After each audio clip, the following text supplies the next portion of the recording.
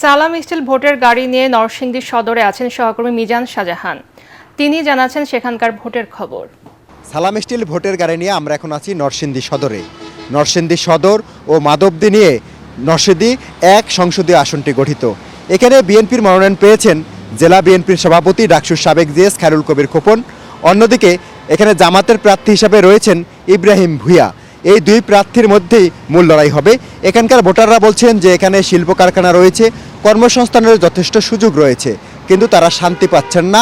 আধিপত্য নিয়ে আওয়ামী লীগের আমলে যেরকম এখানে সংঘাত সংঘর্ষ ছিল, বিএনপির আমলেও আধিপত্য নিয়ে সেই সংঘাত সংঘর্ষ চলছে।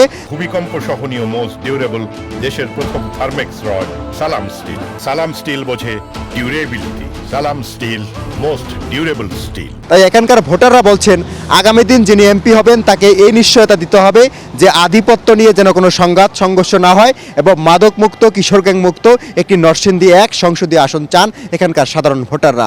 সালাম স্টিল ভোটের গাড়ি নিয়ে এই মুহূর্তে হচ্ছে আমার কাছে সবশেষ খবর।